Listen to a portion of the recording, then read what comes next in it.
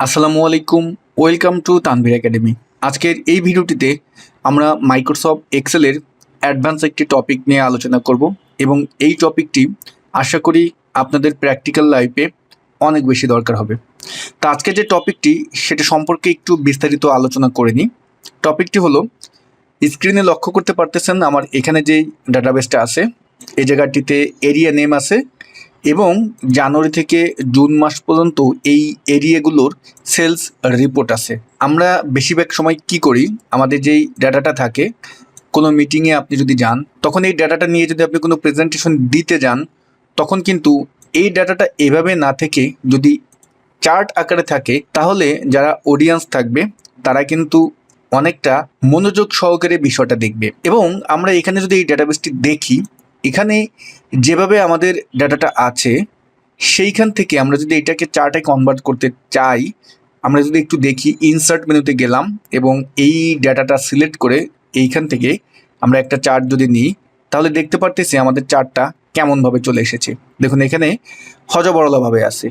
এভাবে যদি আপনি কোনো প্রেজেন্টেশনে এইভাবে এটাকে যদি রিপ্রেজেন্ট করেন তাহলে অডিয়েন্সদের চোখে কিন্তু ব্যথা ধরে যাবে এবং তারা কিন্তু এটা লাইক করবে না। বাট আমি এই জায়গাটিতে যেভাবে চার্টটি তৈরি করেছি, দেখুন এখানে একটা ড্রপ ডাউন আছে, আমি এই ড্রপ ডাউনে ক্লিক করতেছি এবং প্রত্যেকটা এই যে এরিয়া নেম আছে প্রত্যেকটা এরিয়া নেম এখানে ড্রপ ডাউনের ভিতরে আছে। আপনি যেইটাই ক্লিক করতেছেন সেই এরিয়াটা আসতেছে এবং তাদের মাসভিত্তিক যেই ডাটাটা আছে সেটা এখানে আমরা চার্টের ভিতর দেখতে পারতেছি। পাশাপাশি এখানে কিন্তু ভ্যালুটাও উঠে গিয়েছে এবং ভ্যালুটাকেও আমরা একটু আকর্ষণীয়ভাবে এখানে বসিয়ে দিয়েছি।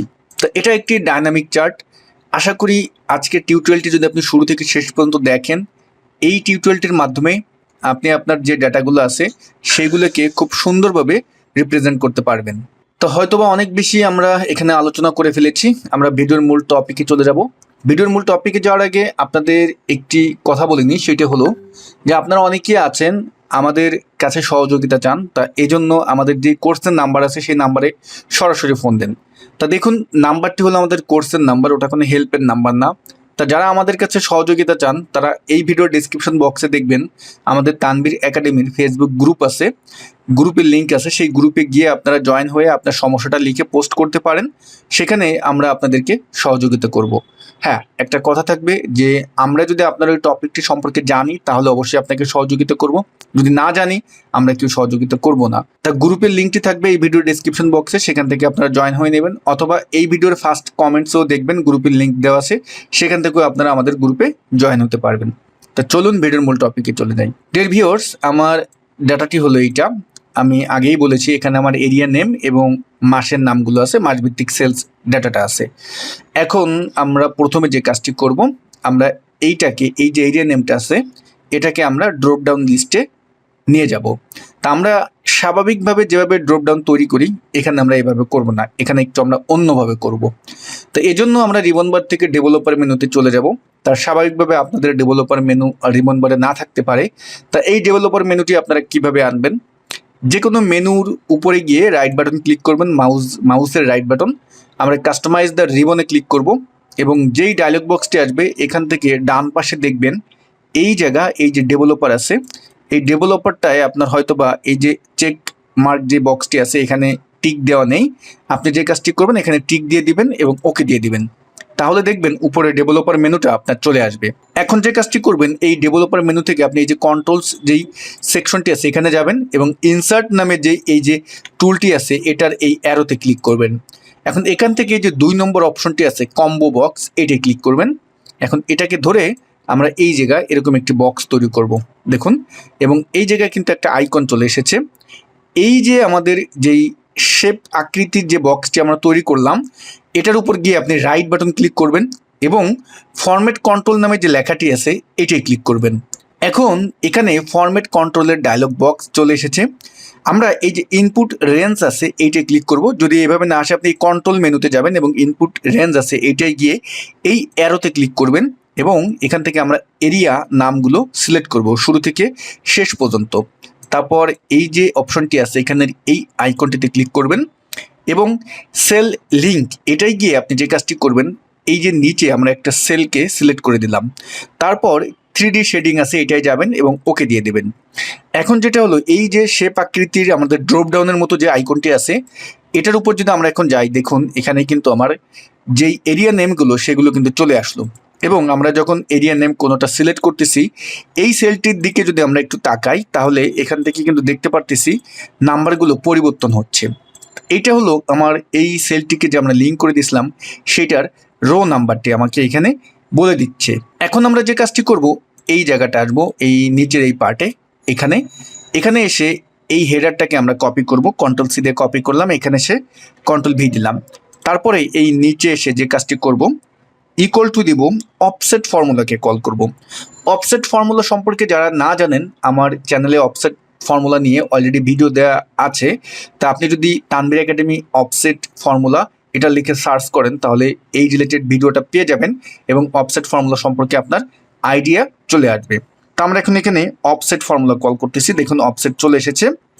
এখানে রেফারেন্সটা হলো আমার যেই নামটা আমি কল করতেছি, আমার যে এরিয়া নেমটা, সেই এরিয়া নেমটা কোথা থেকে শুরু হবে, এই যে এরিয়া নেম, এইটা হলো আমার রেফারেন্স B2। আমরা এটাকে F4 দিয়ে লক করে দিব, তারপরে আমরা কমা দিলাম এবং রোস, আমার রো নাম্বারটা তো এই যেখানে আমরা সেল লিঙ্ক করেছিলাম, এই যে 9 আছে যেখানে, এটাই তো আমার পরিবর্তন হচ্ছে, এটাকে আমরা কল করে দিলাম এবং এটাকেও আমরা লক করে দিব।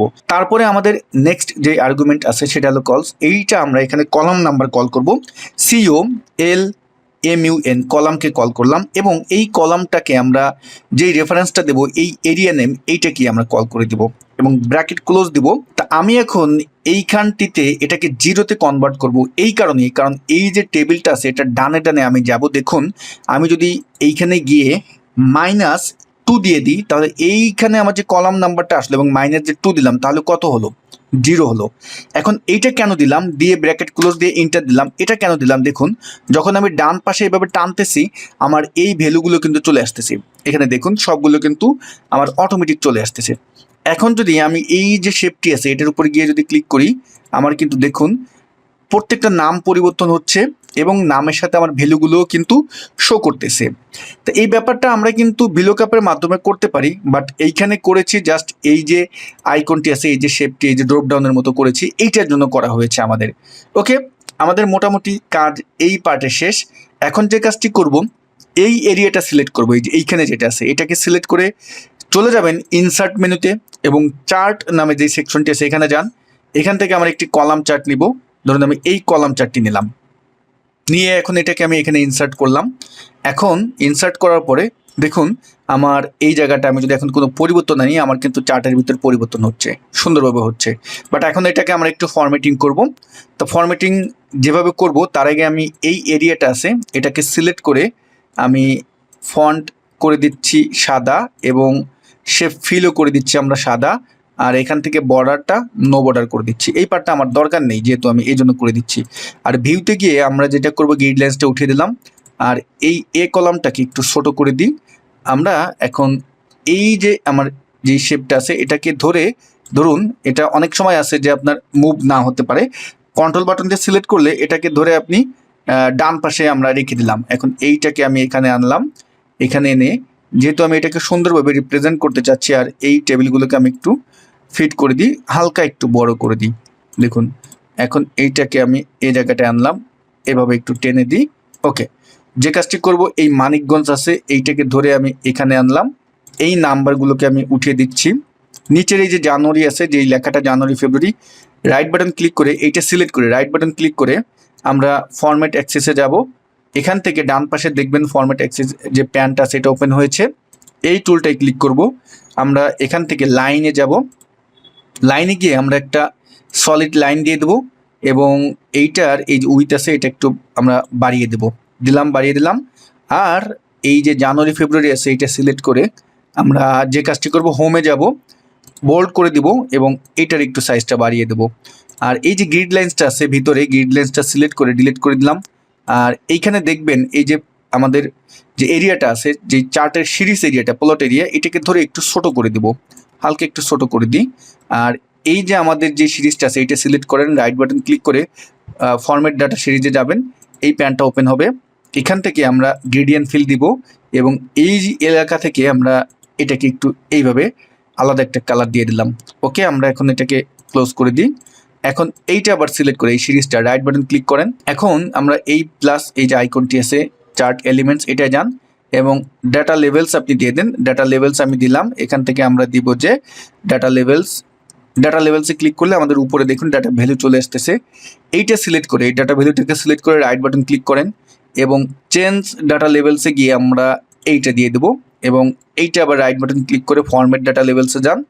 এখান থেকে আমরা যে কাজটি করব যে আমরা এই টুলটাতে যাব এবং একটা সলিড বা গ্রেডিয়েন্ট ফিল দিয়ে দিই এবং এখন এখান থেকে আপনার যে কালারটি পছন্দ হবে সেটা আপনি এখানে দিয়ে দিন। গ্রেডিয়েন্ট ফিল থেকে আমি এইটা দিয়ে দিলাম। ওকে, ডান। আমাদের মোটামুটি এই পার্টে কাজ শেষ। এখন আমরা এই লেখাটা এই জায়গায় আমরা ডাবল ক্লিক করে এখানে লিখব যে মান্থ ওয়াইজ রিপোর্ট। আমি ধরেন এটা লিখলাম, এটাকে সিলেক্ট করে বোল্ড করে দিচ্ছি, একটু বড় করে দিচ্ছি এবং এটাকেও আমরা ফরম্যাট মেনুতে গিয়ে একটা শেপ ফিল কালার দিয়ে দিই। ধরুন আমি শেপ ফিল এটা দিলাম এবং ফন্ট কালার আমি করে দিলাম সাদা। ওকে, এখন এই যে আমাদের ড্রপ ডাউন আছে এইটাকে সিলেক্ট করে রাইট বাটন ক্লিক করবেন। রাইট বাটন ক্লিক করে অর্ডারে যাবেন এবং এটাকে করে দিবেন কি ব্রিং টু ফন্ট করে দিবেন এবং এটাকে ধরে আমরা একটু ছোট করি এবং এখন কিবোর্ডের লেফট অ্যারো বাটন প্রেস করে এটাকে এ পাশে আনেন। আমরা এইটাকে ধরে একটু ছোট করে দিই, এটা আমার অনেক বড় হয়ে গিয়েছে, একটু ফন্ট সাইজটা ছোট করে দিই এবং ধরে আমি এখানে আনি। ওকে, মোটামুটি আমাদের কাজটা আমি অনেকটা কমপ্লিট করে ফেলেছি। এখন আপনি এই চার্টের ডিজাইনটা যদি একটু পরিবর্তন আনতে চান এটা সিলেক্ট করেন, চার্ট ডিজাইনে যান, এই অ্যারো থেকে আপনি এই ডিজাইন নিয়ে নিতে পারবেন। কিন্তু দেখুন আপনি ডিজাইনও পরিবর্তন করতে পারবেন। আমাদের আগে ডিজাইনটা পরিবর্তন করা দরকার ছিল, তাহলে আমাদের এত কষ্টটা হতো না। দেখুন এখন কিন্তু অনেক কিছুই আমাদের কি হয়ে গিয়েছে, এলোমেলো হয়ে গিয়েছে। তা আপনি প্রথম দিকে ডিজাইনটা পরিবর্তন করে তারপর আপনার ডাটাটাকে আপনি উপস্থাপন করতে পারেন। দেখুন এখন আমি এখান থেকে যখনই পরিবর্তন করতেছি সুন্দর করে কিন্তু আমার সব দেখাচ্ছে, মানে আমি একটা ডাইনামিক চার্ট কিন্তু বানিয়ে ফেললাম এবং এইখানে কিন্তু আমার যেই এরিয়াগুলো আছে সেগুলো ভিত্তিক কিন্তু আমি উপস্থাপন করতে পারলাম। আমরা নর্মাল চার্ট করলে এইটাকে সিলেক্ট করে যদি ইনসার্টে যেতাম, তারপর এইখান থেকে যদি চার্ট নিতাম, দেখুন এখানে কিন্তু হজবরলা দেখাচ্ছে। আর এইখানে দেখুন যেটা আছে প্রত্যেকটা এরিয়া ভিত্তিক যেই কটা মাস আছে সেই কটা মাসের আলাদা আলাদা দেখাচ্ছে।